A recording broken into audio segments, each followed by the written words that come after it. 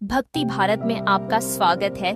अगर आपको वीडियो पसंद आए तो इसे लाइक करें, शेयर करें और ऐसे और भी भक्ति वीडियो देखने के लिए सब्सक्राइब करें।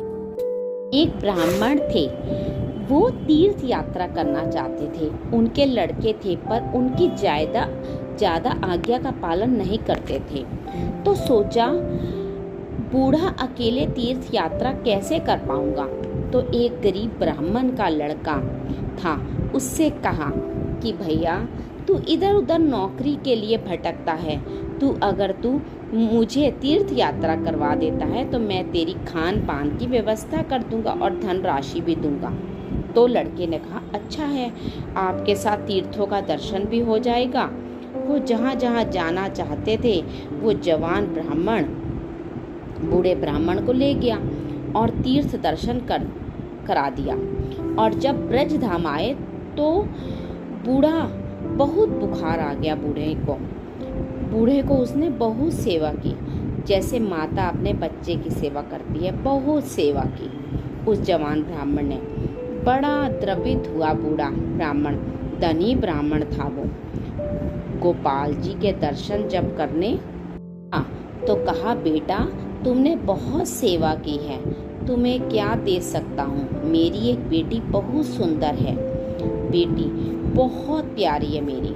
बूढ़ा बहुत धनवान था, बहुत धन संपत्ति थी उसके पास। मेरे पास बहुत धन संपत्ति है, मैं तुम्हें दूंगा। वो बोला, देखो बाबा, तुम यहाँ बोल रहे हो, घर में जवान लड़के हैं, हमारी पिटाई कर देंगे। बोले, गोपाल जी को साक्षी करके कहता हूँ कि अपनी बेटी का ब्याह तुम्हारे साथ करा दूंगा और संपत्ति भी दूंगा। बात हो गई।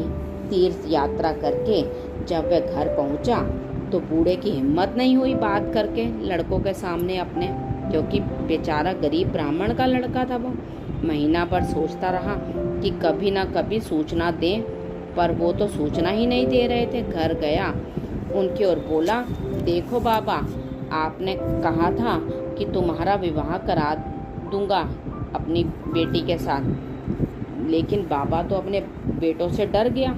बाबा अपने लड़कों का स्वरूप देखकर उन्होंने कहा, हमें याद नहीं है कि हमने कुछ कहा था। अब उसने कहा, नहीं, तुमने तो गोपाल जी के सामने कहा था।